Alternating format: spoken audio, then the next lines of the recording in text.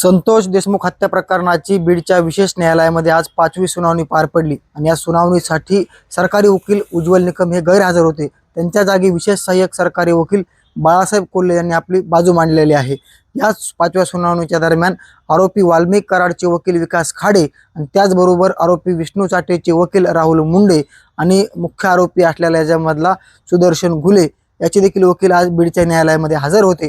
5वी सुनावणी आज विशेष न्यायालयासमोर पार पडली आणि या सुनावणीमध्ये याच्या अगोदरच्या सुनावणीमध्ये जे डॉक्युमेंट मागितले गेले होते आरोपीच्या वकिलांकडून ते डॉक्युमेंट देण्यात आले नाहीत असा देखील आज युक्तिवाद आरोपीच्या वकिलांनी केला। त्याचबरोबर जो पेनड्राईव्ह होता तो पेनड्राईव्ह देखील याच्या अगोदरच्या तारखेमध्ये मागितला होता आरोपींच्या वकिलांनी, तो देखील आम्हाला मिळाला नसल्याचं आरोपीच्या वकिलांनी सांगितलेलं आहे।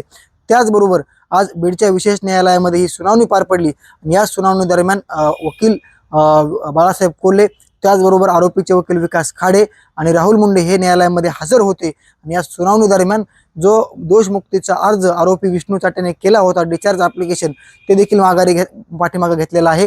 त्याचबरोबर बीडच्या न्यायालयाऐवजी लातूरचं न्यायालय हवं आहे असा अर्ज सुरुवातीला केला होता, मात्र आता तोच अर्ज विष्णू चाटेच्या वकिलांकडून करण्यात आलेला आहे की याच्या अगोदर देखील तो अर्ज देण्यात आला होता आणि तो अर्ज पेंडिंग आहे की मला बीडच्या जेलमध्ये पाठवा, लातूरच्या जेलमधनं बीडच्या जेलमध्ये पाठवण्यात यावा असा अर्ज आरोपीच्या वकिलांकडे न्यायालयाकडे पाठवण्यात आला होता, देण्यात आला होता। मात्र त्या अर्जावरती आज युक्तिवाद होत तो निकाल जे आहे ती पुढील जी काही बीडच्या न्यायालयात ठेवायचं की लातूरच्या न्यायालयात ठेवायचं हे देखील आता पुढील काळामध्ये समजून येणार आहे।